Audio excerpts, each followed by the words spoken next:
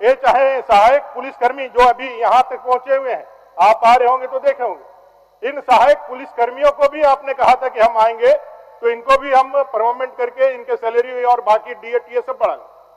हद तो तब हो गई जब आपके मंत्री और आप लोगों ने ऐसा घोषणा करके माला पहन लिया, मिठाइयां खा ली, और मिठाइयां माला खाने के बाद भी आज जब आप उत्तरार्ध में हैं, आप जाने वाले हैं, तब भी वो वहां बैठ करके अपने उसी मांग के लिए आज भी अपने बाल बच्चे के साथ यहाँ ठग करके यहाँ पहुंचे हुए।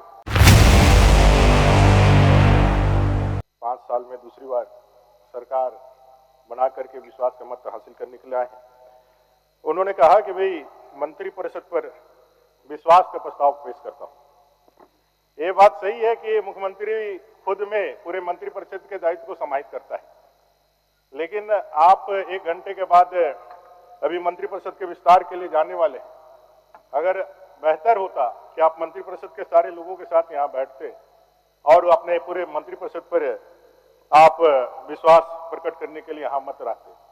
ये आपका विशेषाधिकार था और आपने उसका प्रयोग किया है, लेकिन इसका मैसेज यही किया है कि आप अपने विधायकों पर कंट्रोल नहीं रख पा रहे।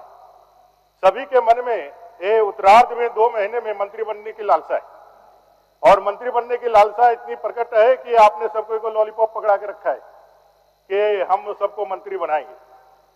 ये सरकार की बुनियाद ही धोखे से हुई है। ये सरकार ने अपना घोषणा पत्र में ही धोखा लिखा है। इस सरकार ने जो 2019 में अपने लिए बहुमत हासिल किया, इस सरकार का एक प्रबल नारा था, वो था प्रत्येक बेरोजगारों को प्रति वर्ष 5 लाख रोजगार देना, नौकरी देना, सरकारी नौकरी देना, और नौकरी ना मिले तो 5,000 और 7,000 का बेरोजगारी का भत्ता देना। ये सरकार का एक बहुत बड़ा युवाओं को ठगने के लिए एक ऐसा जाल था, एक ऐसा ट्रैप था जो इन्होंने प्रयोग में लाया। उससे 2 कदम आगे बढ़ करके हेमंत ने एक और विषय कहा था, हेमंत जी ने, कि अगर मैं ये नहीं कर पाऊं तो राजनीति से संन्यास भी ले लूंगा। मैं नहीं कह रहा, कई एक वीडियोज पूरे देश झारखंड में वायरल है। आप वहां कह करके आप सरकार में सत्ता में आए, और सत्ता में आने के बाद ये चाहे सहायक पुलिसकर्मी जो अभी यहाँ तक पहुंचे हुए हैं, आप आ रहे होंगे तो देखे होंगे, इन सहायक पुलिसकर्मियों को भी आपने कहा था कि हम आएंगे तो इनको भी हम परमोमेंट करके इनके सैलरी और बाकी डीए टीए सब बढ़ाएंगे। हद तो तब हो गई जब आपके मंत्री और आप लोगों ने ऐसा घोषणा करके माला पहन लिया, मिठाइयां खा ली, और मिठाइयां माला खाने के बाद भी आज जब आप उत्तरार्ध में हैं, आप जाने वाले हैं, तब भी वो वहां बैठ करके अपने उसी मांग के लिए आज भी अपने बाल बच्चे के साथ यहाँ ठग करके यहाँ पहुंचे हुए। तो मैंने कहा कि ये सरकार ठग करके ही सरकार सत्ता में आई है, और ठग करके ही इन्होंने 5 साल ये सत्ता चलाई है।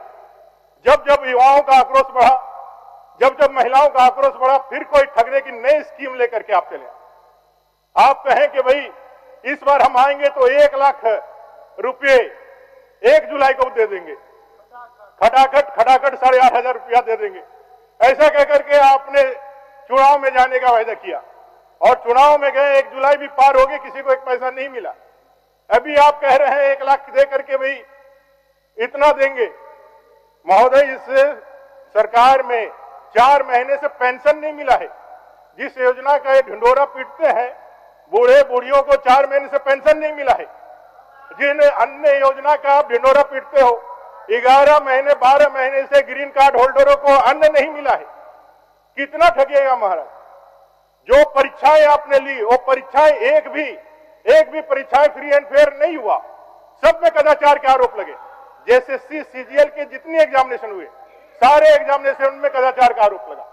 पीजीटी के अभ्यर्थी आज सड़क पर हैं, उन्होंने बकायदा पूरे उदाहरण के साथ दिखाया है कि किस तरह से सेटवेट इन्फोटेक, जिसने इस एग्जाम को कंडक्ट किया है, उस सेटवेट इन्फोटेक को जेएसएससी सीजीएल के एग्जाम में गड़बड़ी के कारण ब्लैक लिस्ट किया गया।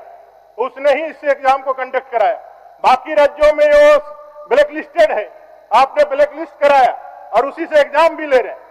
आपने जेई के एग्जाम में एफआईआर दर्ज किया, एफआईआर आगे नहीं बढ़ा। एक गिरफ्तारी के बाद उसका कोई उसका जो है वो परीक्षा रद्द हुई, लेकिन वो अंजाम तक नहीं पहुंचा। सीजीएल में जो गड़बड़ियां हुई उसके लिए एसआईटी का गठन हुआ, विधानसभा के 2 स्टाफ पकड़े गए, लेकिन उस एसआईटी का जांच का कोई नतीजा नहीं पहुंचा। और अभी पीजीटी का मामला, ये पूरे मामले जो हम लोग देख रहे हैं, युवाओं को पहले तो 5 लाख नौकरी तो बहुत दूर की बात है, जो 500,000 जो नौकरियां आप देने के लिए आगे बढ़े, वो भी नौकरी देने के नाम पर नौकरियों को बेचा गया।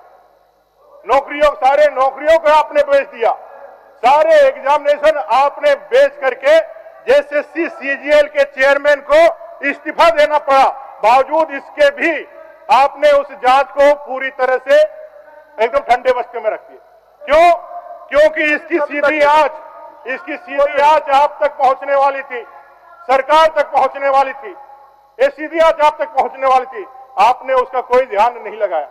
कई एक अनुबंध कर्मी हो, चाहे पोषण सखी हो, चाहे और सहिया कर्मचारी हो, वो सारे लोग ठगे हुए महसूस कर रहे हैं। अब पारा शिक्षक भी जिनसे आपने मालाएं पहनी, वो भी आज सड़कों पर उतरने के लिए तैयार हो रहे।